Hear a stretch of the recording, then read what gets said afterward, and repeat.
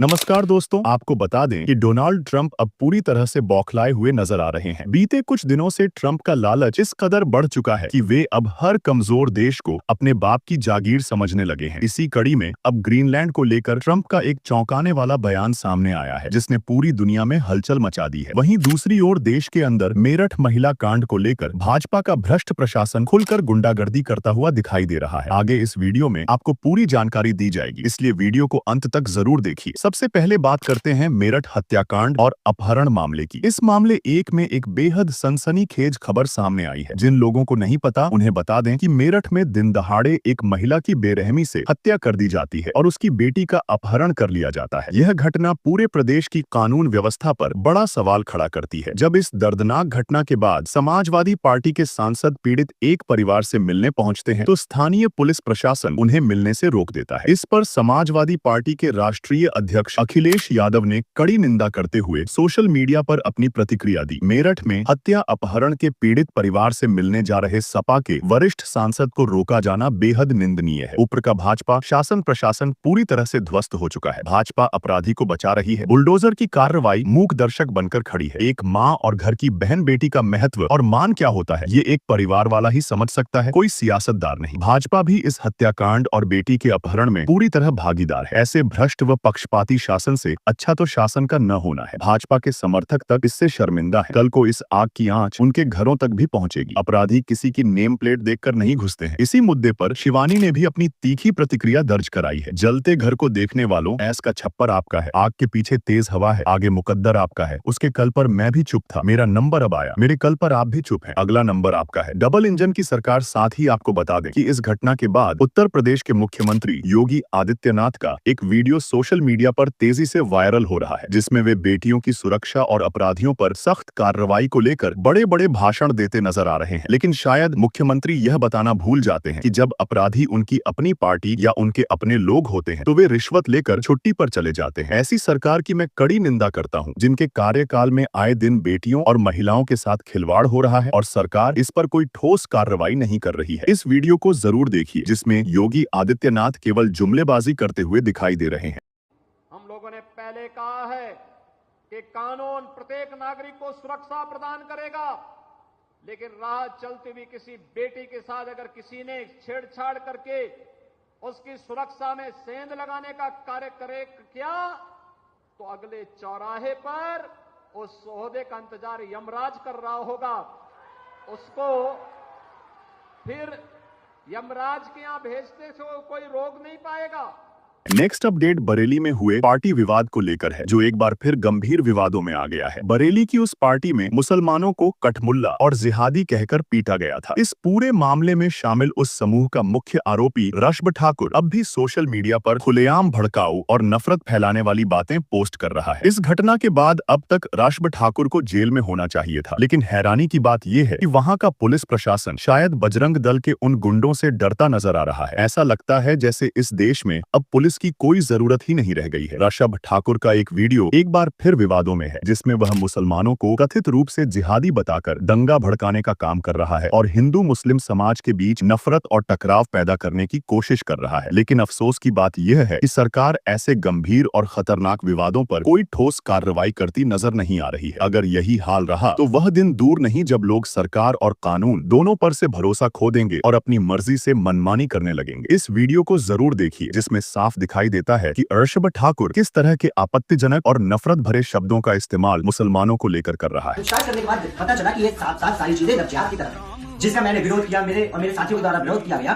तो एक उनमें से एक लड़का था शान लड़के ने मेरे साथी को धक्का दिया। भाइयों, जब धक्का दिया तो हम हिंदुस्तानी हैं, हम हिंदू, हमारे खून में उबाल है, हम गलत होते हुए ना सहते हैं ना देख पाते हैं। हमने उसका विरोध किया तो उनकी जब जवानी चल रही थी तो हमारे साथियों के 3-4 थप्पड़ चले, जो कि उनमें जल दिए। उसके बाद उन लोगों पे कार्रवाई नहीं करी और उल्टा उठाकर हम ही पे कार्रवाई करी। तो भाइयों, मैं माननीय प्रदेश के यशस्वी मुख्यमंत्री आदरणीय श्री योगी आदित्यनाथ जी से हाथ जोड़कर विनम्र अनुरोध करता हूँ कि योगी जी इस मामले को संज्ञान में लीजिए और हिंदुओं के खिलाफ ऐसी कार्रवाइयां नहीं होनी चाहिए। कुछ ही तो हिंदू ऐसे जागरूक हैं जो कि अपने देश और धर्म का कार्य कर रहे हैं। अगर आप कहीं दूर उठा के देखेंगे तो एनसीआर में हमारे पिंकी चौधरी जी, हमारे गाजियाबाद में भाई दक्ष चौधरी जी, अक्कू पंडित जी, युद्धि राणा जी, अभिषेक ठाकुर जी, डॉक्टर प्रकाश भाई जी, मुरादाबाद आप देखेंगे तो हमारे नाम हिंदू जी, शाहजहांपुर जलालाबाद आप देखेंगे तो अजी मुनिराज भैया हमारे वहाँ पे ऐसा कार्य कर रहे हैं। तो ऐसे जब हिंदू लोग एक जिले में एक बंदा ऐसा कार्य करने वाला है, स्टेट में एक बंदा ऐसा कार्य करने अगली अपडेट ईरान में चल रहे भारी हंगामे को लेकर है। इस समय ईरान में हालात बेहद तनावपूर्ण बने हुए हैं। देश के अलग अलग हिस्सों में लोग सड़कों पर उतरकर विरोध प्रदर्शन कर रहे हैं और कई जगहों पर हिंसा की घटनाएं भी सामने आई हैं। इस वीडियो में आप देख सकते हैं कि एक लड़की सिगरेट जलाते हुए ईरान के सर्वोच्च नेता खामेनेई की तस्वीर को आग के हवाले कर रही है। बताया जा रहा है कि ईरान में कुछ कट्टरपंथी तत्वों ने हालात बिगाड़ने और दंगा भड़काने का काम किया है। इसके साथ ही धार्मिक स्थलों को भी निशाना बनाया गया है और कई मस्जिदों पर हमले की खबरें सामने आई हैं। इन घटनाओं के बाद अब खामेनेई के समर्थन में भी लोग सड़कों पर उतर आए हैं। एक तरफ कट्टरपंथी गुट है तो दूसरी ओर खामेनेई के समर्थक, जिसके चलते पूरे देश में माहौल और ज्यादा तनावपूर्ण हो गया है। इसी बीच ईरान के राष्ट्रपति और सर्वोच्च नेता खामेनेई का बयान भी सामने आया है, जिसमें उन्होंने सीधे तौर पर अमेरिका के राष्ट्रपति डोनाल्ड ट्रंप को निशाने पर लिया है। खामेनेई ने कहा कि बीती रात कुछ कट्टरपंथी तत्वों ने ईरान में अशांति फैलाने की कोशिश की, जिसका मकसद सिर्फ अमेरिका के राष्ट्रपति को खुश करना था। साथ ही उन्होंने इन घटनाओं में शामिल लोगों के खिलाफ कड़ी और सख्त कार्रवाई करने का भी ऐलान किया है।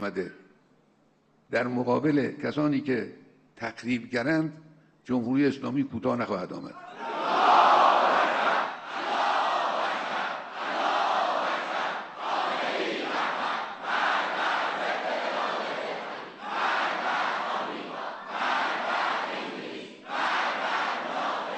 नेक्स्ट अपडेट आपको बता दें कि कुछ दिन पहले हिंदू संगठनों के लोगों द्वारा घर घर जाकर हथियार बांटने का मामला सामने आया था। आपको याद होगा कि उस समय पुलिस प्रशासन ने भड़काऊ गतिविधियों और हिंदू मुस्लिम समुदायों के बीच तनाव पैदा करने के आरोप में कई लोगों को गिरफ्तार भी किया था। लेकिन अब एक बार फिर हिंदूवादी संगठन खुलेआम पुलिस को चुनौती देते नजर आ रहे हैं। इस बार सोशल मीडिया पर वीडियो बनाकर बिना किसी डर के पुलिस प्रशासन को ललकारा जा रहा है। वीडियो में लाठियां बांटने को लेकर पुलिस को सीधे निशाना बनाया जा रहा है, जो कानून व्यवस्था के लिए एक बड़ी चुनौती बनता जा रहा है। हिंदू रक्षा दल की तलवार वितरण सफलता के कार्यक्रम के बाद जब पुलिस ने हम पे बंदिशें लगाई, बंदिशों से हिंदू रक्षा दल डरने वाला नहीं है किसी भी सूरत में। आज हिंदू रक्षा दल ने जो लट वितरण का कार्यक्रम किया है, ये खालिस मुसलमानों के लिए किया है। बाकी हम किसी हिंदू के साथ कभी कोई गलत नहीं करेंगे, क्योंकि हमारे धर्म पर जब भी आघात करता है कभी कोई हिंदू नहीं करता, मुसलमान नहीं करता है। ये लट वितरण का कार्यक्रम खालिस मुसलमानों के लिए है, क्योंकि विधर्मी शब्द बोलने का मतलब है हम डरते हैं। हम डरते नहीं है, जो करते हैं सीधा ठोके करते हैं। और ये लट हमने उनकी सुरक्षा के लिए दिया है, क्योंकि सरकार ना तो हमें हथियार दे रही, ना हमें शस्त्र दे रही, हमें इन जालिमों के, इन सुअरों के सामने छोड़ दिया गया है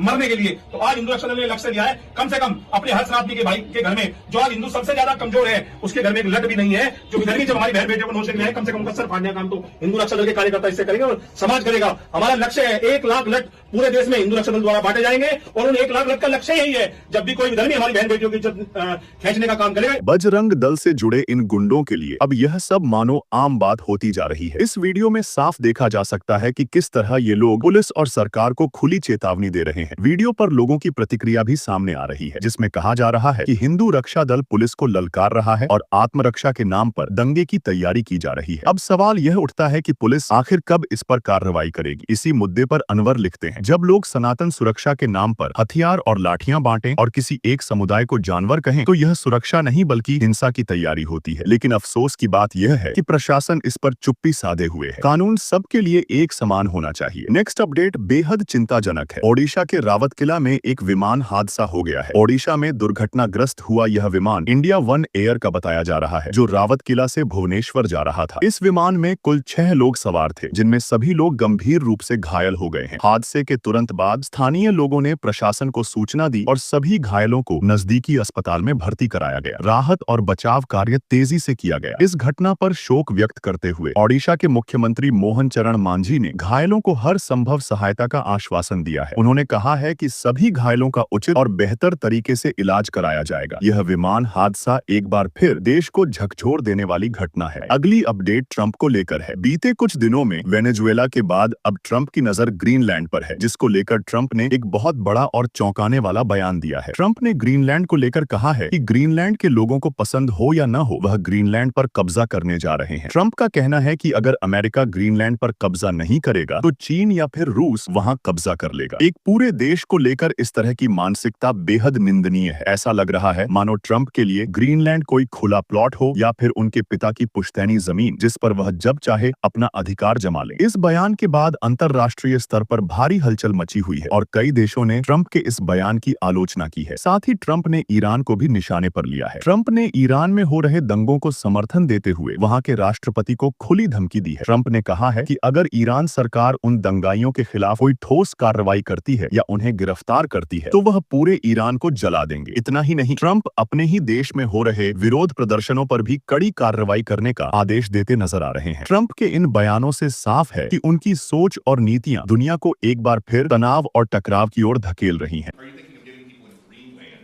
to get them on board with a possible U.S. I'm not talking about money for Greenland yet. I might talk about that. But right now, we are going to do something on Greenland, whether they like it or not, because if we don't do it, Russia or China will take over Greenland. And we're not going to have Russia or China as a neighbor. I would like to make a deal, the easy way. But if we don't do it the easy way, we're going to do it the hard way. And by the way, I'm a fan of Denmark too. I have to tell you, and they've been very nice to me. I'm a big fan, but the fact that they had a boat land there 500